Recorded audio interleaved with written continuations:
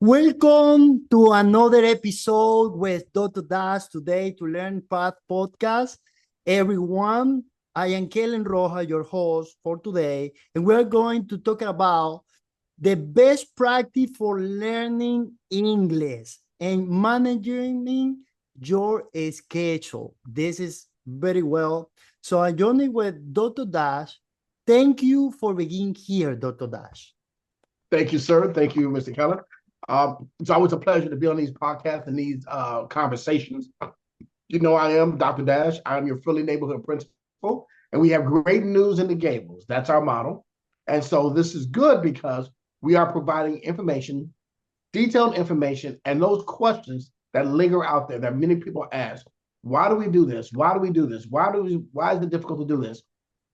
We don't we don't want education to be a mystery. So we're here providing this service, which is free. We're going to continue to provide it. We're going to make sure that people inside the school are aware of it, and more importantly, people outside of the school. You Correct. know, we want for people who are considering taking English classes to come to us, and we want to be able to provide the best information and the best pathway. You know, that question that always lingers is, what's next, or how do I? So we want this to be that medium, Mhm. and as we progress, as we mature these conversations, we hope, and I'm sure you're on the same page, to have call-ins so that students can call in, and maybe there's a question we're not answering. We want to be able to provide a service that students can call in and say, hello, pero una pregunta. I get that a lot. Una Okay, pregunta. And that's then awesome. explicado. Tell us what your question is, and we will do our absolute best to answer it, because I'm sure if we don't know the answer, we're very close to finding the answer. So always Excellent. a pleasure. Excellent. Thank you, Dr. Das. So let's start with a basic question. So what are some of the best way to start learning English, especially for beginners? So I think one of the best ways to start learning English is the student has to assess what's their goal. The students have to be honest with themselves. Are they just want to learn conversation? Do Mhm. they want a structured program? Are they looking to advance their language skills for work? Are they looking to have just a general understanding, what's called a rudiment understanding of language, so they can survive in society? Or are they trying to learn English to help their children or grandchildren in school? And Okay. the reason why those questions are so vital is Wow. because it will more or less open up windows. It will sort of, not always, but it's going to sort of dictate how a person moves and gravitates towards the study, the lecture, Mhm. and how they prioritize their time for this lessons. And that's, as you know, time is very valuable. You know, Yes, we talked about that in the last episode, right? yes, yes, Remember the time. That's the more important thing. So if yes. the student come to the school, he is going to Mm-hmm. learn English. So they Correct. need to dedicate time. So thank you Yes. to that. So how important is the consistency and the practice English every day? So what is your recommendation? So consistency is it's very important. With a language is new, in terms of cognition, the Mhm. brain is developing pathways, is trying to understand something brand new. We know this through science, that the more consistent your efforts are, the greater it increases the retention of that language. So let me be perfectly clear. This is not about English. The research out there is any language. Any language. Any language. If I were to sign up to take a class at, let's just say, University of Harvard, Okay. and I was there living and I wanted to learn Spanish, it would require me to Mhm. have a certain amount of time, whether it be in a lab, Okay. face to face, online, or practice. The student must practice. There is a theoretical portion and then there is a practicum. The Correct. practicum is how you exercise what you've learned. And you improve the English if you practice. Yes, yes. So having a consistency, having a pattern it's paramount. I know, listen, we all fall short.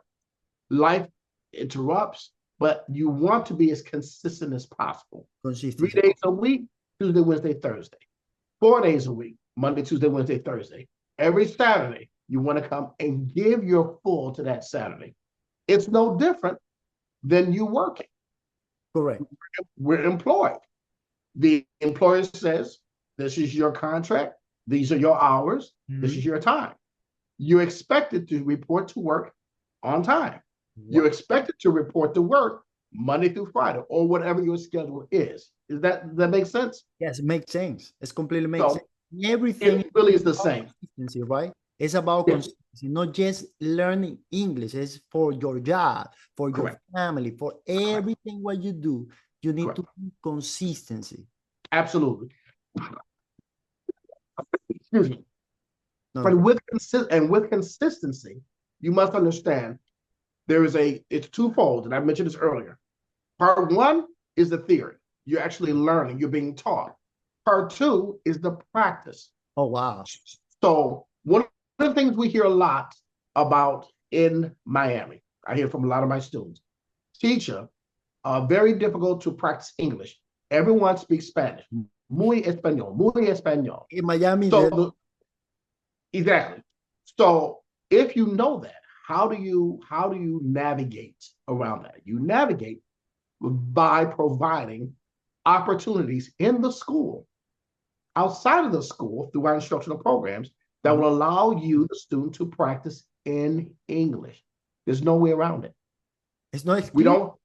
You can't open up the brain and pour it in. You have to give a little time to practice, sir. Yes. Yes. Practice is the more important thing.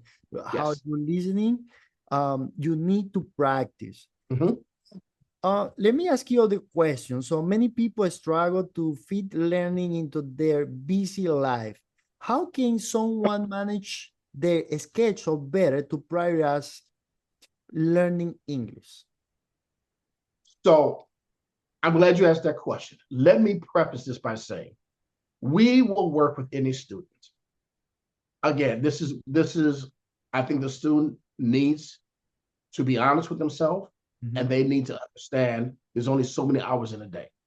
Okay. So a student comes to us and they have this schedule. We will work with that student and that schedule.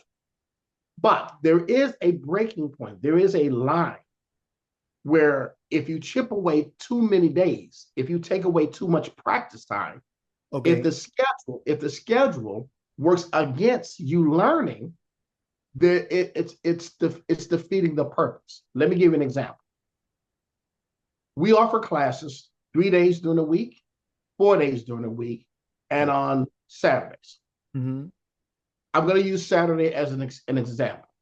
A student comes to me and says, I need to have classes on Saturday because I work during the week. Okay. That makes perfectly good sense. That's a logical, very intelligent decision. Okay. We schedule the student on Saturdays and they come every Saturday. Something happens. Teacher, I can't come this Saturday, pero yo trabajo. I work. Yeah. Teacher, otra sábado, yo trabajo. Teacher, next Saturday, I work. Well, if you took Saturdays, you're taking class on Saturdays because you worked in the week. Now you can't come to class on Saturdays because of work or other obligations. So you're defeating the purpose of coming to school. Now you're not coming to class and no learning is happening. Right. So, and we understand schedules happen like this, they come conflict. Yeah. Sometimes you have to step back, you have to look at all your options. Maybe you need to take the class during the day if we offer it. Okay. You look at other options. If we have it online, look at that option. And just look at all your options. But I want people to understand, if you're paying for a set time, do your absolute best to commit to that time. And trust me, we know it's difficult. Miami is very expensive. Family is very important, as you know. Yes. We want to take care of our wives and our children. So when we have an opportunity to make money, we go for it. On the flip side, here's what I want people to understand. Let's go back to the original question. Okay. Why are you learning English? ¿Por qué aprende inglés? Oh, If you yes. tell me Why? why you are learning English to improve for promotion, Correct. this must be a priority. Because you don't want to be working third shift where you're at for the rest of your life. You've stated you want to be promoted, which means you have to invest the time in the class. These are the questions that we want to engage our students with. We want to encourage our students. We want to support, never turn away, but support. That's why it's so important to ask initially, why are you learning English? So we can help guide you on that path. Correct. Thank you, Dr. Dash. That's great. Other question, Dr. Dash. So how can poor time management affect someone's education in their program and learning a language? So time management, poor time management, effective time management, it affects all of us, not just the language. It affects us in our job performance, our personal lives. You find it happening to everyone. We're all victims of it, okay? Correct. There's X amount of hours in a day, okay? We sleep so many hours. We work so many hours. We find ourselves trying to fit in just sometimes, not always, a little bit too much in a day. In the day. We're working. We have an hour for lunch. We know to get from Homestead to Fort Lauderdale is more than an hour, but we're going to try and make it. Wow. Okay. We know that we get out of work at 5:30, but my daughter has a holiday program at her school at 4:30, but I'm going to get out at 5:30 and try to make it on time. Wow. You understand? Yes. There's certain things that you just have to be able to negotiate for safety of life.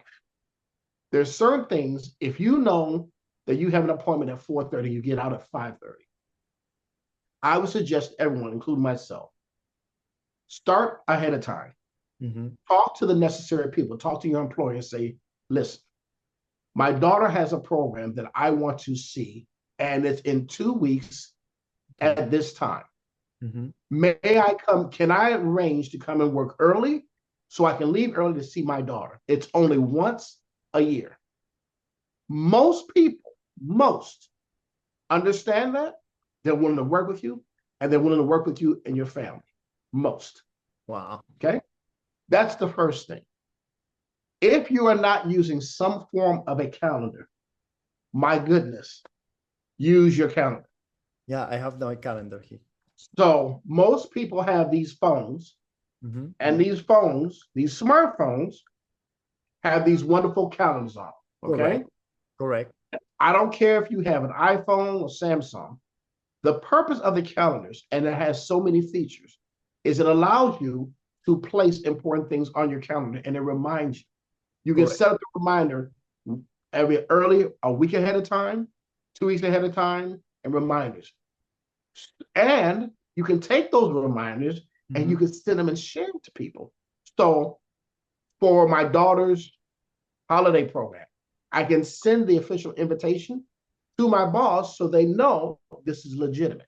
Oh, wow. If I need to take my wife, or I need to go to a physical, and the only time I can fit this in with my doctor or with my child, and it's at 4:00 in the afternoon.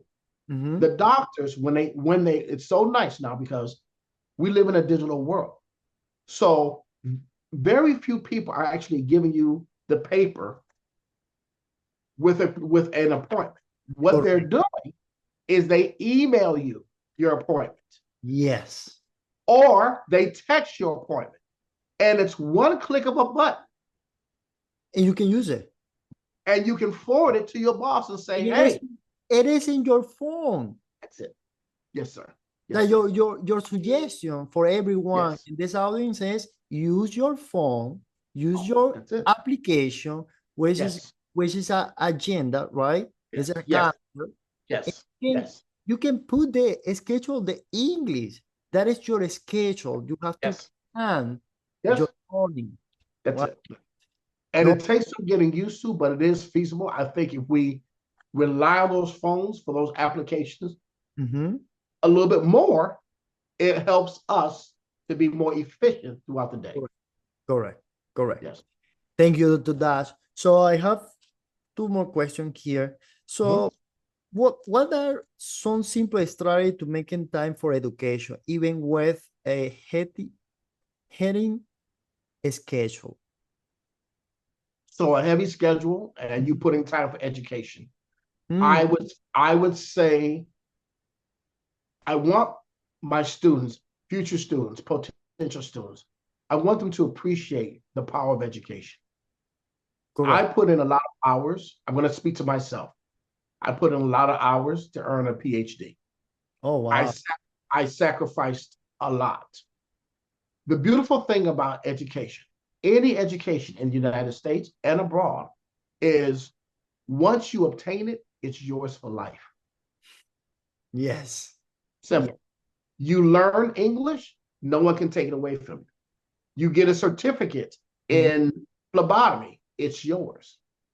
You Correct. get a certificate in computer information systems, IT, it's yours. You understand? So the beautiful thing with language, knowledge in general, is it's yours once you complete it. Mhm. And that language, that knowledge can and will give you options. And options are a wonderful thing.